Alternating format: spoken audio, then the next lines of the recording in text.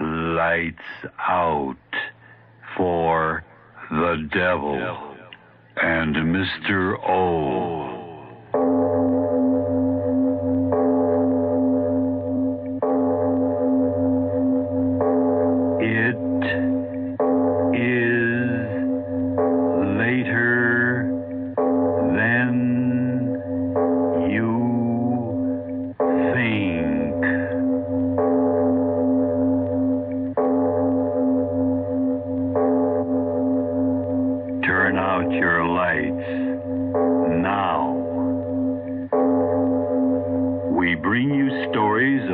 Supernatural and the supernormal, dramatizing the fantasies and the mysteries of the unknown. We tell you this frankly so that if you wish to avoid the excitement and tension of these imaginative plays, we urge you calmly but sincerely to turn off your radio now.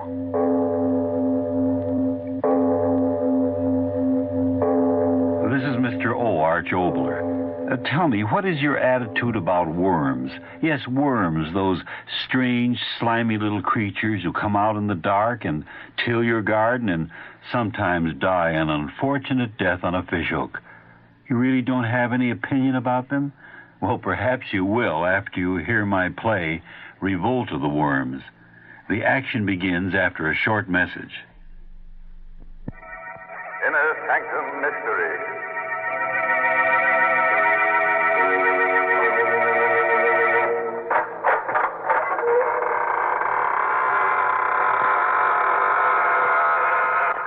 Hello, this is your host, welcoming you through the squeaking door. Not for a half hour of terror, but to tell you about Radio Nostalgia Magazine. Radio Nostalgia Magazine is a must for old-time radio fans. It's the magazine with many photos and stories of old-time radio and its stars. Our current issue features a 16-page article on The Shadow. All subscribers will get a free Captain Midnight decoder badge, a Captain Midnight Flight Patrol membership, and a Flight Commander certificate from the Secret Squadron. To get your copy, send $1.50 in check or money order to Radio Nostalgia, Box 8007R, Union City, New Jersey, 07087. That's Radio Nostalgia, Box 8007R, Union City, New Jersey, zip 07087.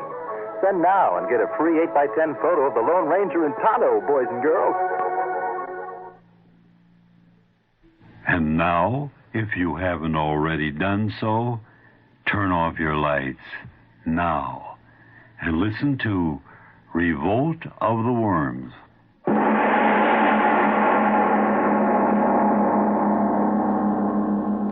All I can do is sit and think and wait. Wait for the floors to lift and the walls to crash.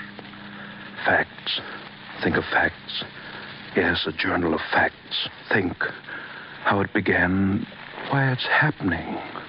Journal of facts until the walls crash in and the thick flesh. Charles Prentice. There's a fact. Chemist and fool. Fool. Run away. Run away. Run away. Run away. Run away from reality. War. War. War. Run away. You mean we're going to live in this godforsaken place, Charles? Yes, Claire, I remember. You did say that. And I said... Of course we're going to live here. It's ideal for my work. But we're so far away from everything, Charles. So far away from what? Your friends? My friends? All right, Charles. Whatever you say, Charles. You never disagreed with me, did you, Claire? Why, it's so quiet up here, it's almost as if we are out of this world. Yes, I remember. Young Jackson. You did say that. I like working with you, sir. Why, up here, it's almost as if we were out of this world. Out of the world. I've wanted to be out of the world. Hide. Until it's over. Yes, why not? Why not? What are you going all the way up there for, Prentice? To do my work, of course. But who cares about propagating new varieties of roses at a time like this? The times have nothing to do with it. I'll do what I please. I'll do what I please. But, Prentice, to leave suddenly like this, it doesn't make sense. Roses are fine in normal times, but a chemist of your ability, in times like these, certainly there's more productive work that you could do. I'm not interested in your opinions. I'll do what I please. You hear me? Do what I please. Do what I please. Yes, sir. Everything's ready, sir. Greenhouse. All ready for you, sir. 1 week ago, Wednesday. Does the wind always blow up here, Charles? Eh? I said the wind. Does it always blow like that? Why? Frightening. Mighty less frightening than the things that are happening back in the city. I suppose so. I know so. Where's that boy? Jackson. Yes, sir. The phosphates, are they ready yet? Not quite, sir. We'll get them ready. Every one of the plants. We work late tonight. Very late. Work late and hard. That was the answer to everything. Chemist of your ability. In times like these, there certainly must be more important work than propagating roses that you could do. A chemist of your ability. In times like these, there certainly must be more important No, work. wouldn't think of that, I told myself. Wouldn't think of that. Roses. Yes, develop the greatest rose in the world. That would be my answer to them. While they bombed and burned, I'd develop the largest rose the world had ever known. And when the world settled down again, I'd come back and bring the rose to them, and they wouldn't care if I had run away. My plan. Why did it go wrong? Claire, why did it go wrong? Claire. Oh. Dead. You're dead. They killed you. Dead as I'll be dead. If I could only think, why did it go wrong? Well, I put the solution that's left over, Mr. Prentice. Yes, I do remember. That was it. Oh, gosh, Mr. Prentice, I'm trying to understand, but I'm so tired. You must keep working. The only salvation is to work.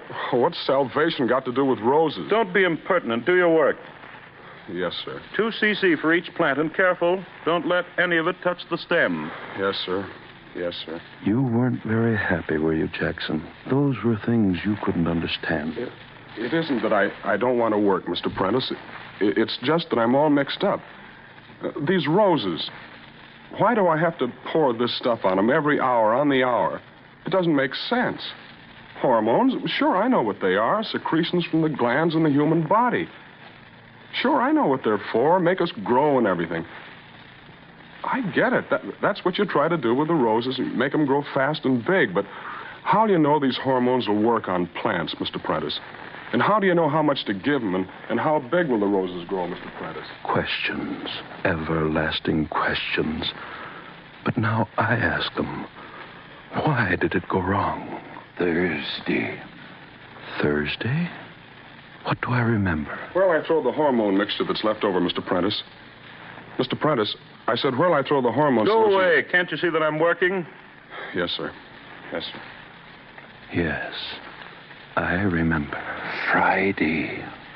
What a Friday. Friday night.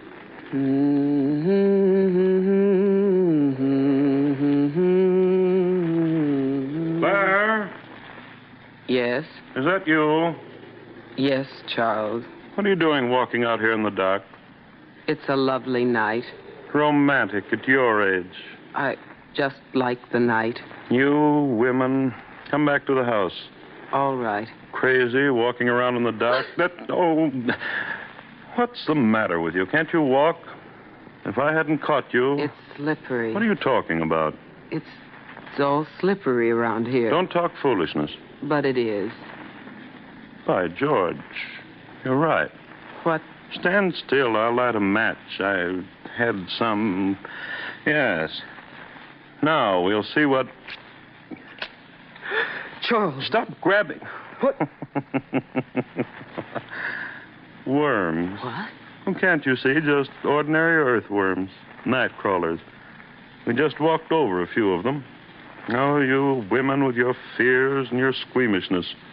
Walked on a few worms and you make more noise and more fuss. Yes, I remember. Friday night. The extra hormone solution, where'll I throw it, Mr. Prentice?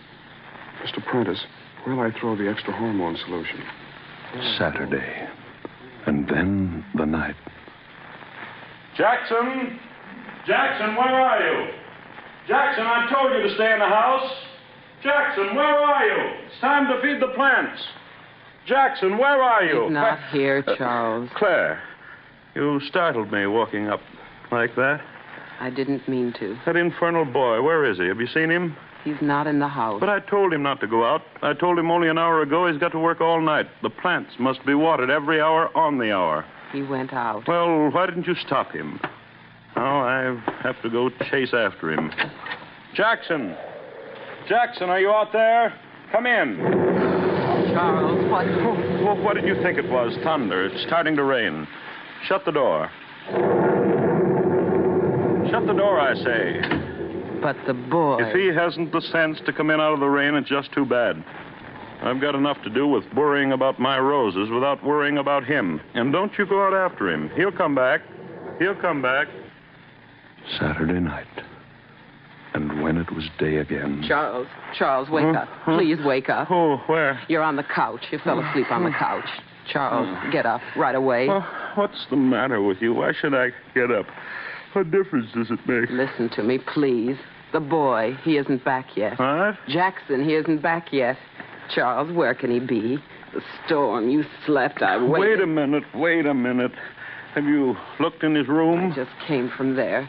Charles, where could he have gone to? All through the storm. Oh, stop talking so much and let me get up. Let's go see. Oh. Must you follow me? Why didn't you wake me up? Why did you let me sleep? I must have fallen asleep, too. I opened my eyes. It was day. Oh, Charles. Oh, stop Charlesing me. Crazy young fool, so he spent the night outside. So what's the difference? Teach him a lesson. Well, no wonder he isn't back yet. Fog like this, it's as bad as night. Charles, All right. What am I supposed to do? Go wandering through fog like a bloodhound, like a fool? Don't worry, he'll be back. He'll be back. But you never did come back, did you, Jackson? When the sun came out and that everlasting wind came up and lifted the fog. Charles, come here. Where? Where are you? Back of the house, Charles. Come quickly. Oh, what is it? What do you want now? The boy isn't around. I've looked everywhere. Charles, Now, what's happened back here? What? Look at the ground. Well, who plowed this ground up? Plowed? Yes, certainly plowed. Can't you see? Some crazy, drunken fool plowed up the ground. But during the night? Charles, how could that be? You believe what you see, don't you? It's that boy. What? Yes, that Jackson went crazy, found a plow, tore up the ground, and ran away. Went out of his mind, that's it. The boy's gone crazy, tearing up the ground. Gone crazy. Gone crazy.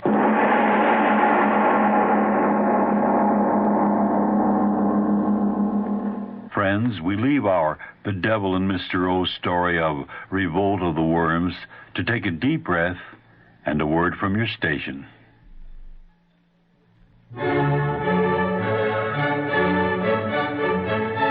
Reservations are now being accepted for cruises to the sun. Remarkable cruises on a ship longer than 4 city blocks with a crew of over 900. She's Queen Elizabeth II, the greatest ship in the world. Cruise with her this winter to the sun of islands like Curaçao and St. Thomas and Martinique. Room for room, she has the largest staterooms afloat, even duplexes, 3 of the greatest restaurants in the world. There's more to see and do aboard Queen Elizabeth II than on many of the islands she visits. There are precious few ways in the world to get as much for your money. Cruise with her from New York to the Caribbean Sea. Cruising aboard Queen Elizabeth II. We wrote the book on it, and it's yours free. For your free copy and reservations, call your travel agent or Cunard at area code 212-297-6100. Queen Elizabeth II is a British registry. And now back to our The Devil and Mr. O story of Revolt of the Worms.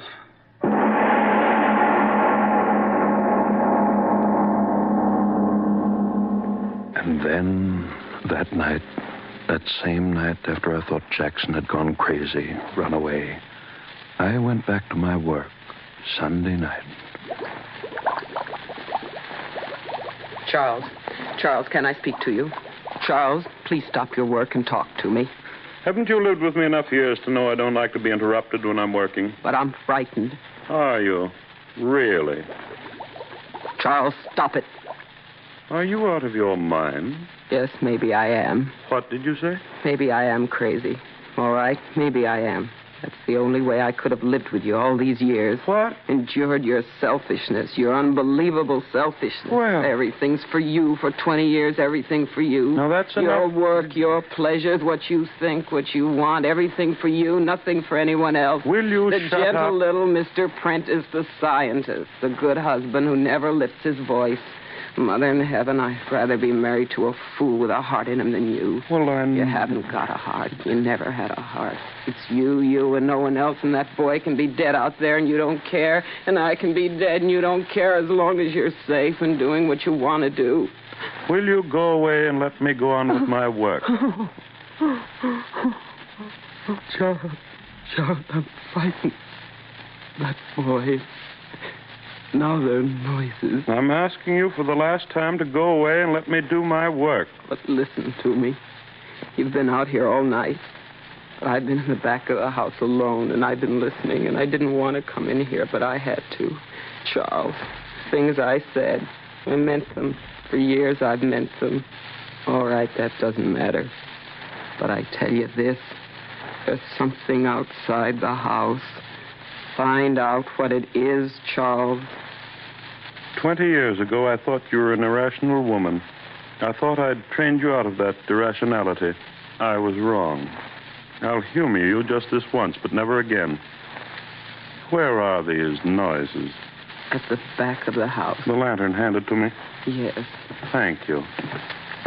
You're frightened. You don't have to go with me. I want to know... What? That you're a fool? Well, so what am I supposed to hear? There's nothing.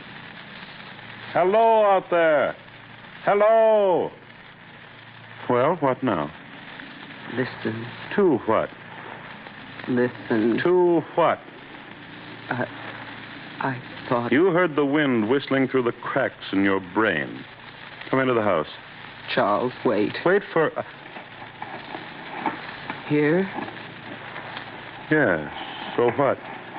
Give me the lantern. If it's that boy... Well, it could be him, couldn't it? That crazy young fool playing practical jokes. If I get around the corner of the house and... What's going on here? Charles. Something moving under the ground. Yes. So dark. Can't quite make out. Charles, what is it? I don't know. Animal of some sort?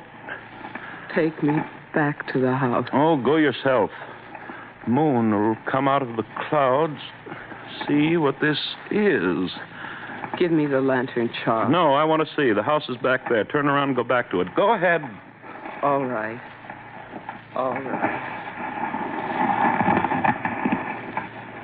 Yes. It is something burrowing. Infernal moon come out, I'd see. There. Coming out. Now I'll see what... Holes in the ground all over. What are they? Bomb craters? But that isn't possible. No. Animal burrows. But what animal could make a hole 4 feet across? What animal? Claire! Where are you? Claire! So dark, I can't see you. Claire! Where are you? Claire! Claire! Where are you? Claire! Yes, Claire. Claire! I ran through the night looking for you. The echo of my voice is still in my ears. Looking for you, and the moon was under the clouds, and I couldn't see, and I couldn't find you. And then I did. You had fallen into one of those craters, into one of those holes in the ground. I couldn't see you, but I could hear you. But which one of the holes? They were all over, ground pockmarked with them. I ran around in the dark. I could hear you, but couldn't find you. And then the moon, it was out again. Oh, blast the moon. Why did it come out? If it hadn't come out, I wouldn't have seen. and my head. Stop it, Claire, stop it. I can still hear you. I can still see you. Your body down in that hole. As I ran toward you, suddenly I saw that something else was coming toward you. Something that glistened, wet in the moonlight. Something long and slimy. A great twisting snake. Yet not a snake. Not a snake. And the fear in me made me fall to the ground, and I saw, as I lay there, I saw. The thing moved toward the hole in the ground as if you weren't there. As if it were blind and couldn't see. Like a great blind worm. It was a worm. A worm 10, 20, no, 30 feet long, crawling in fright to its home in the ground. And it moved toward you, Claire. Covered you. Crushed you.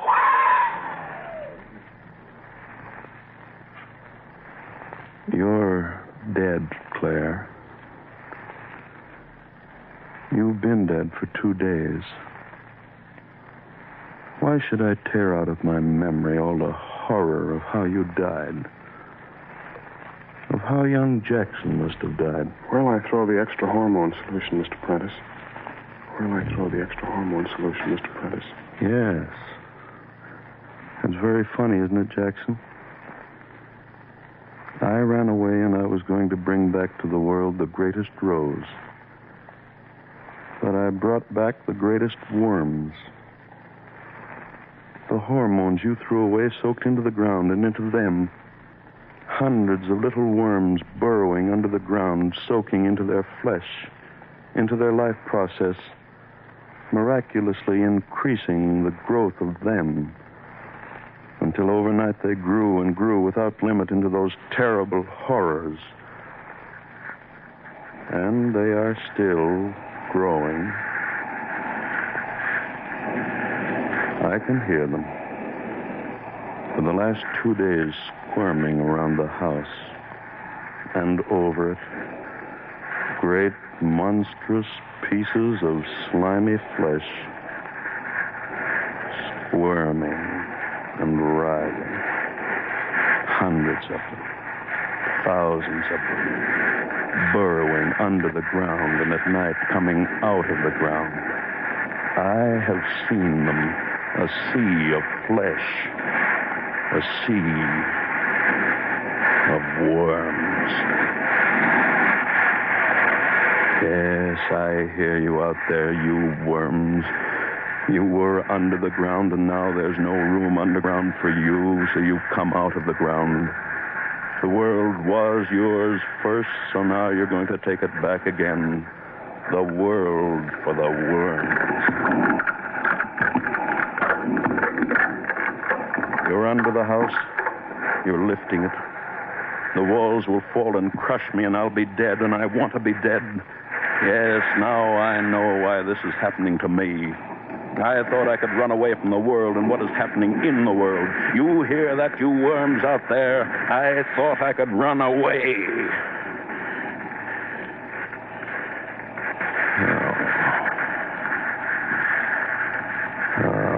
I'm very tired. Just sit here and wait for them. I know how I'll die. The walls falling, crushing. Ooh. Window. Something behind me.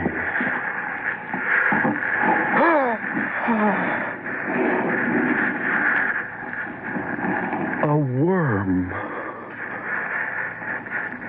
At the window. Head looking in. He's crawling in. And another following. And another.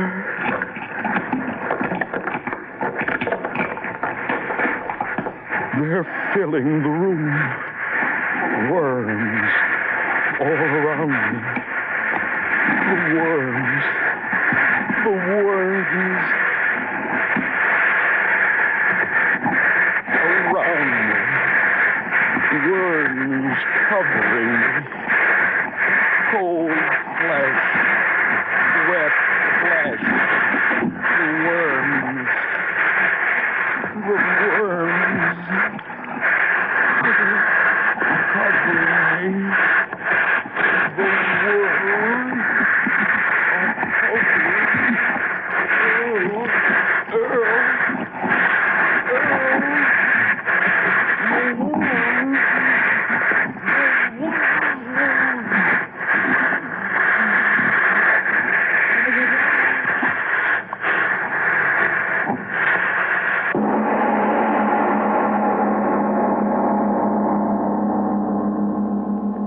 This is Mr. O. Arch Obler. I know what you're thinking. Worms that size, a pure put-on science fiction. Well, personally, I don't believe there's any such category of story as science fiction anymore. Our scientific progress has been so accelerated that what was fiction in the morning can actually happen tonight. 30 years ago, long before human extinction became a possibility with the explosion of the first atom bomb, I wrote a play about the last 2 survivors in the world. At the time, it was sheer fiction. Something could happen to this Earth of ours that would leave only 2 survivors, a writer's brainstorm. Yet who among us does not know cold reality, the red buttons east and west that could trigger off a global nightmare? I wrote another play a handful of decades ago that was equally an impossibility. It concerned the very laughable idea that a spaceship was returning from the moon after the first successful landing on that ball of cheese.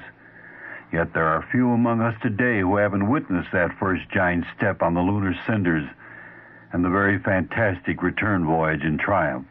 Fantasy, fiction, fact, it's all interlaced into tomorrow. And speaking of the future, let me tell you about our next story. Its title is Where Are You? And we'll talk about that after your station has a word.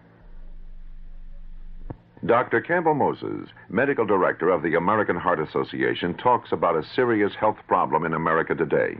Thousands of Americans die unnecessarily each year from heart attack because they don't know the symptoms and delay getting medical care. What are the symptoms?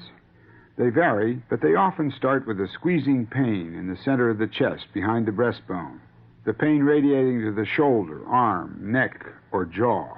It's often accompanied by sweating and occasionally by nausea, vomiting, and shortness of breath. If this happens to you, don't delay. Call your doctor and carefully describe your symptoms. If you can't reach your doctor, get to a hospital emergency room as quickly as possible. Remember that frequently the symptoms of heart attack subside completely and then recur. In heart attack, minutes count, so act promptly. Helping you to feel better and live better longer is just one of the services of your heart association, just one of the reasons you should give to your heart fund. This is Mr. O again. First, to those who have inquired, yes, I've written a book. Its title is House on Fire. Its publisher, Bartholomew House. Now about our next play. It's all about a boy and a girl on a honeymoon. But even in our permissive times, I promise you the strangest honeymoon since that custom began. So next time, the play, Where Are You?